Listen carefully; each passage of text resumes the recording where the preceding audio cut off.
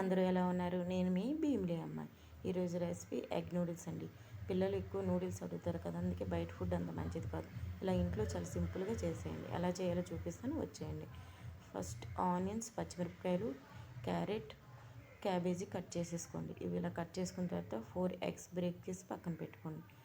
ఒక బౌల్లో వాటర్ వేసి అందులో సాల్ట్, ఆయిల్ వేసి బాగా హీట్ చేయండి. ఇవి బాగా హీట్ అయిన తర్వాత అందులో నూడిల్స్ వేసి అది బాగా బాయిల్ అవ్వనివ్వండి.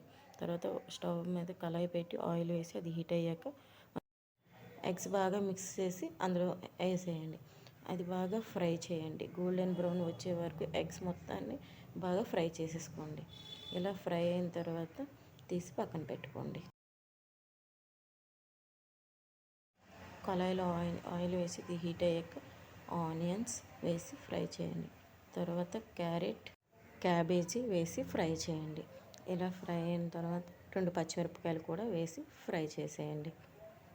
ఇలా ఫ్రై అయిన తర్వాత సాల్ట్, పసుపు, కారం కూడా వేసి బాగా ఫ్రై చేయండి.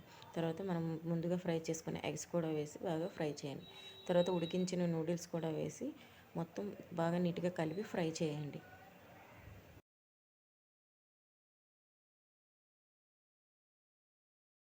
ఇలా ఫ్రై చేసిన తర్వాత కొంచెం సోయా సాస్, కొంచెం టమాటా సాస్ కూడా వేసి మొత్తం నీట్గా కలిపేసుకోండి.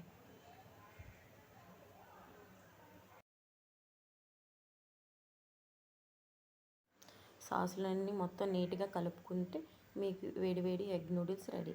ఇది పిల్లలకి చాలా ఇష్టంగా తింటారు. మీకు ఈ వీడియో నచ్చుంటే లైక్ కొట్టండి, షేర్ చేయండి, సబ్స్క్రైబ్ చేయండి. Thank you all.